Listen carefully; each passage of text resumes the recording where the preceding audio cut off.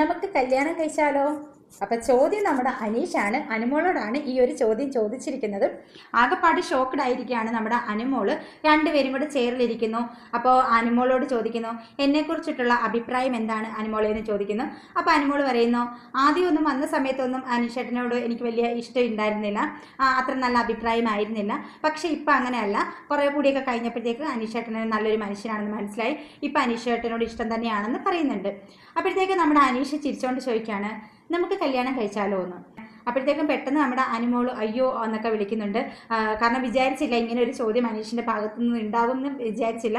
അപ്പോഴത്തേക്ക് കുറച്ച് നേരം ഇങ്ങനെ അനുമോള് ഇങ്ങനെ ആശങ്കയോടൊക്കെ ഇരുന്നിട്ട് അനുമോള് പറയുകയാണ് അനുമോളുടെ കാര്യങ്ങൾ, അനുമോളുടെ ലൈഫിനെ കുറിച്ചിട്ട് അനുമോള് പറയുകയാണ്, ഞാൻ ഒരുപാട് കഷ്ടപ്പെട്ടിട്ടാണ് വന്നത്, അപ്പം ഞാൻ ഇതുവരെ ഒന്നും ലൈഫിൽ സെറ്റാക്കിയിട്ടില്ല, ഉണ്ടാക്കുന്നതെല്ലാം പോയിക്കൊണ്ടേയിരിക്കുകയാണ്. പിന്നെ ചേച്ചിൻ്റെ കാര്യവും കുടുംബത്തിൻ്റെ കാര്യമൊക്കെ അനുമോള് പറയുന്നുണ്ട്, അവരുടെയൊക്കെ ലൈഫ് സെറ്റാക്കി ഇനി എനിക്കൊന്ന് സെറ്റാക്കണം, അപ്പോൾ ഒരു 4-5 വർഷം എടുക്കും, അപ്പോഴത്തേക്ക് എനിക്ക് 35 വയസ്സാകും എന്നൊക്കെ അനുമോളുടെ കാര്യം പറയുന്നു. അപ്പോൾ അനുമോള് നൈസായിട്ട് തന്നെ അനീഷിനോട് നോ പറയുന്നുണ്ട്. അപ്പോഴത്തേക്ക് നമ്മുടെ അനീഷ് ദേഷ്യപ്പെട്ട് ഇറങ്ങി പോകുന്നതായിട്ടും കാണിക്കുന്നുണ്ട്. പക്ഷെ എന്തായാലും അനീഷിന്റെ ഭാഗത്തുനിന്ന് നമ്മൾ ആരും ഇത് പ്രതീക്ഷിച്ചിട്ടില്ല. അപ്പോൾ കുറച്ച് മുമ്പ് വരെയും അനീഷിന്റെ റൂട്ട് ക്ലിയർ ആയിരുന്നു, നല്ല രീതിയിലായിരുന്നു അനീഷ് ഗെയിം കളിച്ചുകൊണ്ടിരുന്നത്. അനീഷിനെ ഒരുപാട് പ്രേക്ഷകർ ഇഷ്ടപ്പെടുന്നുണ്ട്. പക്ഷെ ഒരു ലവ് ട്രാക്കിലേക്ക് പോകുന്നു ആരും വിചാരിച്ചിട്ടുണ്ടായിരുന്നില്ല. അപ്പോൾ ഒരുപാട് കാര്യങ്ങളിൽ അനുമോളെ അനീഷ് സപ്പോർട്ട് ചെയ്യുന്നുണ്ട്, ഒരുപാട് കെയർ ചെയ്യുന്നുണ്ട്. നമ്മളൊരു അനിയത്തിക്കുട്ടിയെ കെയർ ചെയ്യുന്ന പോലെയാണ് നമുക്ക് ഫീൽ ചെയ്തിട്ടുണ്ടായിരുന്നത്. അപ്പോൾ അനീഷ് ഇപ്പോഴത്തേക്ക് ഈ അടുത്ത സമയത്തൊക്കെ ടാസ്ക് വന്നപ്പോഴത്തേക്ക് അനീഷ് ഗെയിം തോറ്റുകൊണ്ട് അനുമോളെ കെയർ ചെയ്ത് കൊടുക്കുന്നുണ്ട്.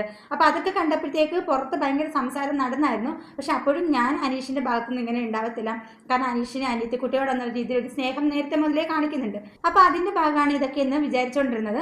പക്ഷെ പെട്ടെന്നാണ് അനീഷ് ഇപ്പോൾ ഇങ്ങനെ പറഞ്ഞത്. ഇനി ചിലപ്പോൾ ഹൗസിലുള്ളവർ തുടരെ ഇത് പറയുന്നുണ്ട്, ഇവരെ രണ്ടുപേരെയും കൂടെ ചേർത്ത് പിടിച്ചിട്ട് ഇങ്ങനെ കളിയാക്കിയൊക്കെ പലരും പറയുന്നുണ്ട്.